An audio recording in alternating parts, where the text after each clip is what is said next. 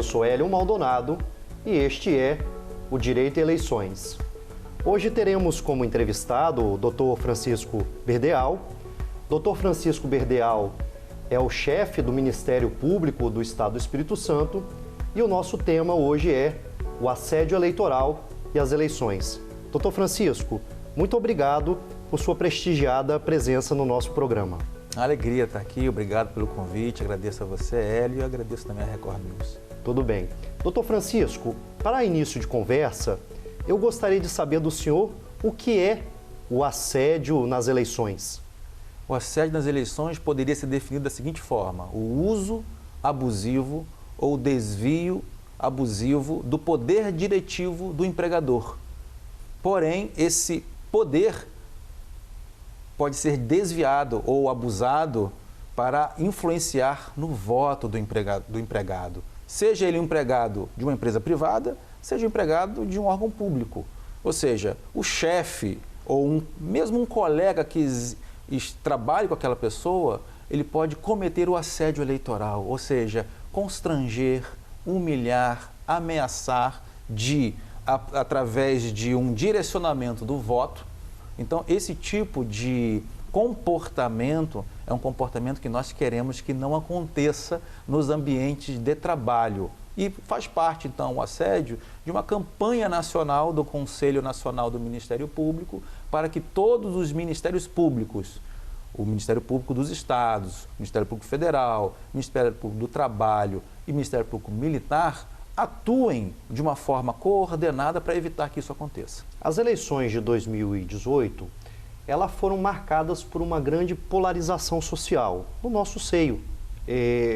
Nós tivemos diversas cenas de violência real entre ideologias do campo eleitoral noticiadas, me lembro, nas eleições de 2022.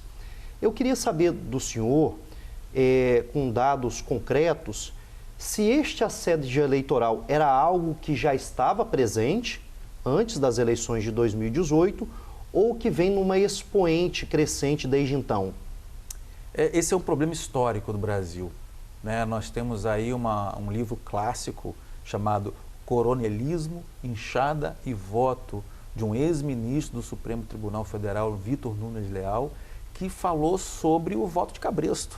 Então, esse assédio eleitoral nada mais é do que uma nova versão do antigo e famoso voto de cabresto, né? Mas, porém, a gente começou a ver a participação de grandes empresários, né, induzindo, constrangendo os seus empregados a votar em determinadas pessoas. Por exemplo, participar de atos de campanha, vestir camisas, roupas, assistir e presenciar e comentar, né, eventuais atos de propaganda eleitoral. Hoje, o Ministério Público, ele tem alguma política institucional, primeiro, para conscientizar o poder econômico e o poder político sobre os malefícios decorrentes desta prática, e segundo, se também há alguma política de atuação dos promotores eleitorais, primeiro para coibir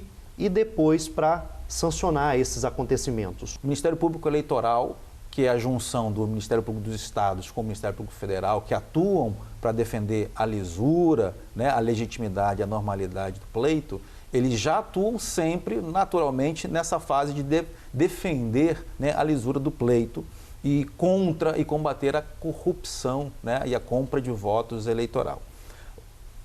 A novidade no cenário é agora essa atuação cooperada do Ministério Público Eleitoral com o Ministério Público do Trabalho. O Ministério Público do Trabalho vai atuar junto à Justiça do Trabalho para ajuizar a devida ação contra o empregador que realiza o assédio eleitoral. Então, o Ministério Público, esse ano, está fazendo uma campanha educativa, uma campanha pedagógica para chamar a atenção para esse fato, no sentido de, olha, cidadão, você tem o direito de votar em quem você quiser, o seu voto é livre, ele é a expressão do seu pensamento, é a expressão da sua cidadania. Falando em órgãos do Ministério Público, a gente está numa eleição municipal este ano, que vão acontecer nos nossos 78 municípios. Como que é a atuação das promotorias eleitorais em cada município do nosso estado? Dos 78 municípios estão encaixados em 50 zonas, que é a divisão que a Justiça Eleitoral faz para o âmbito de atuação de cada juiz eleitoral, de cada cartório eleitoral. Então, em cada zona tem um juiz eleitoral. E cada zona pode albergar mais de um município. E cada zona pode albergar mais de um município. De 2 em 2 anos ocorre um rodízio entre esses promotores eleitorais que estão localizados naquela zona. Muito bem. Esses promotores eleitorais, então, eles exercem a sua função de promotor de justiça e a função eleitoral. E a função dele, basicamente, é garantir a lisura do pleito. Vai acompanhar, ele vai monitorar o andamento das eleições. Nosso papel é monitorar com equilíbrio, com sabedoria, esse processo. Porém, identificando os ilícitos, porque o que o pleito necessita é da paridade de armas. E muitas vezes os candidatos, um candidato, ele abusa, né, do poder econômico, do poder político e cria ali uma disparidade, né, naquilo que a justiça e a legislação quer, que haja uma paridade de armas entre os candidatos e que o eleitor ele que faça ali a distinção em quem que ele quer votar. Então, o promotor eleitoral, ele vai fazer a questão, a análise do registro, vai acompanhar a propaganda eleitoral para ver se não há ilícitos na propaganda eleitoral. Então, a propaganda eleitoral ela segue uma série de regras e também vai analisar se há casos de abuso de poder para impugnação dessas candidaturas, vai acompanhar o processo eleitoral, especialmente o grande ápice, que é o dia das eleições, né? Então ali que tem a questão da boca de urna, o derramamento de santinhos. Então há anos nós já fazemos uma campanha junto com o próprio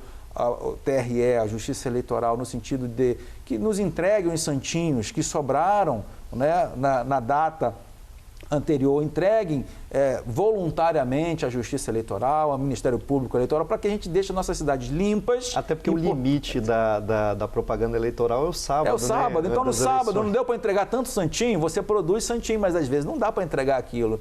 Nós já temos permanentemente um canal de ouvidoria. Então, no nosso site ou através do telefone 127, as pessoas podem entrar no nosso canal e ali apresentar os fatos que elas entendem que são ilícitos. Os prazos eleitorais são exíguos, a eleição é uma marcha, né, incessante, é fundamental para a nossa democracia. Então, nós estamos falando de democracia. Então, a eleição ela tem que ter começo, meio e fim. Para cumprir os prazos eleitorais, nós precisamos ali, então, cuidar das ações eleitorais dentro dos prazos que a lei nos dá, que são prazos exíguos, como você muito bem sabe. Então, nós precisamos do maior número de informações. Quanto mais robusta vier a manifestação do cidadão, quanto mais detalhes, quanto mais informações, então chega no Pardal, quando eles mandam para o Pardal e é a atuação do promotor eleitoral, ele vai para a ouvidoria, da ouvidoria chega no promotor eleitoral. Uma outra forma, que vamos chamar assim, a forma raiz, é a pessoa ir ao promotor. Pessoalmente, olha, eu não sei mexer em internet, eu não sei mexer em aplicativo e também eu quero olhar no olho do promotor, quero conversar com ele.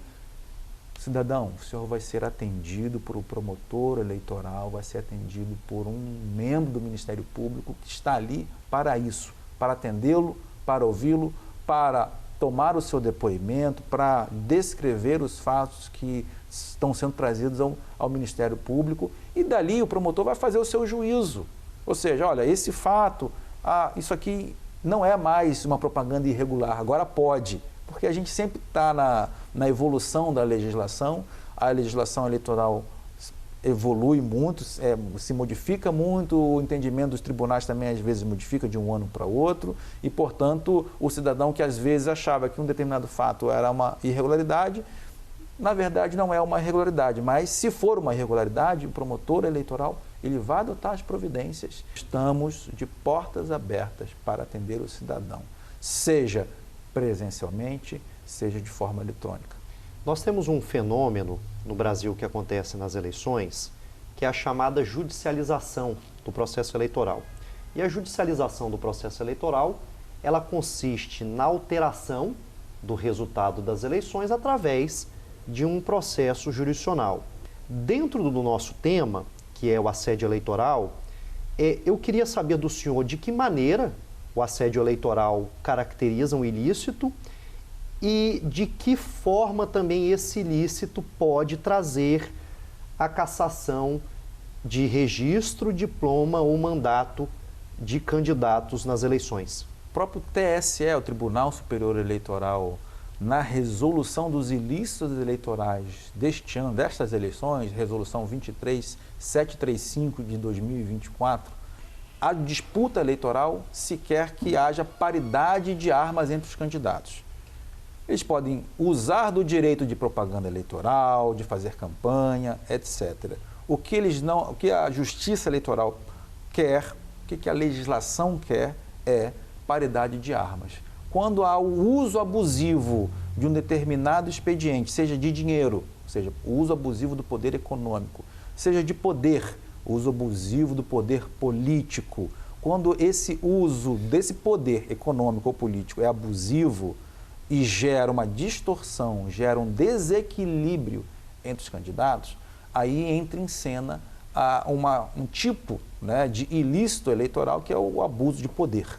Existe o abuso de poder específico, que é lá das condutas vedadas, que nós temos ali uma série de condutas que são proibidas pela própria lei, fazer inaugurações a partir de determinado tempo, fazer transferências voluntárias, contratações, concurso público. A lei veda, porque ela entende que aquilo ali são indicadores de um eventual abuso do poder econômico e político.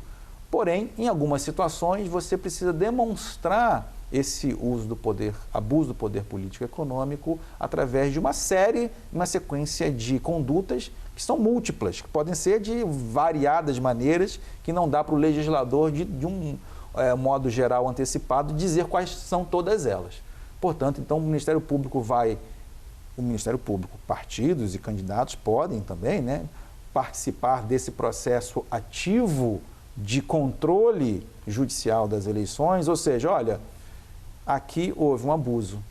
Em razão dessa sequência de atos e fatos, houve um abuso do poder econômico, houve um abuso do poder político.